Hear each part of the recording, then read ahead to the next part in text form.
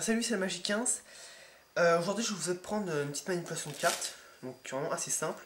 C'est une fausse coupe. Alors, je prends dedans donc, dans le jeu donc une carte, d'ailleurs celle-ci, hein. 9 de carreau. Je prends le 9 de carreau, je coupe le jeu comme ça. Pourtant, le 9 de carreau est toujours là. Maintenant, l'explication.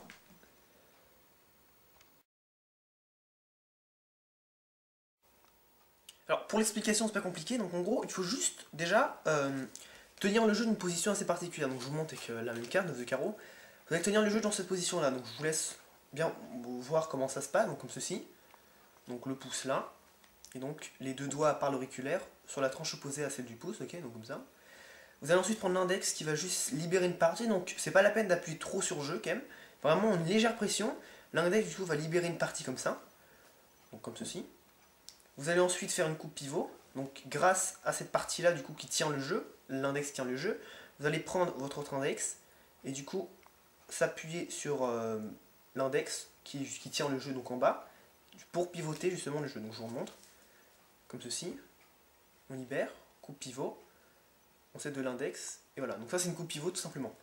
On va faire ensuite le même mouvement, donc encore simple, sauf que là on va pas pivoter le jeu de carte tout de suite, on va céder donc la partie du pouce qui dépasse, on va faire exactement le mouvement, on va le mettre là, et sauf que là on va attraper cette partie là justement pour se retrouver comme ça, avec je joue 3 paquets comme ça.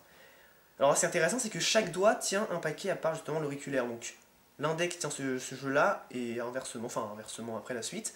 Ensuite vous allez du coup prendre le jeu qui est là, vous allez encore une fois le pivoter, comme ça, coupe pivot. Cette fois-ci, on peut très bien le faire encore une fois, mais on va plus le faire tout simplement d'une façon plus simple. Une fois qu'on est comme ça, on va prendre le pouce qui va juste pincer l'angle du jeu, comme ça. Et puis après, vous mettez tout ici. Et du coup, là, il n'y a aucune carte qui bouge. En tout cas, les cartes du dessus, dont justement la première carte du dessus, ne bouge pas. Donc ça, c'est très important. C'est une sorte de contrôle hein, au final. Donc je vous montre. D'accord, clac, comme ceci. Vous prenez, vous libérez la partie. Coupe pivot en s'aidant de l'index qui est là. On fait le même mouvement, le pouce vient se mettre là, on attrape comme ceci, on est donc en 3.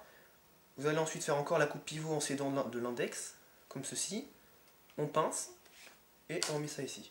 Donc vitesse réelle, donc là en situation réelle, hein, vitesse réelle, ça nous donne ça. Donc c'est un peu difficile, bon là je l'ai un peu raté, mais bon, c'est difficile parce qu'il faut éviter de prendre un jeu qui est lisse, celui-ci il glisse un peu quand même, donc c'est un peu difficile, mais en réalité, si on le fait correctement, ça passe, hein. Puis finalement la carte, rien ne bouge, tout simplement.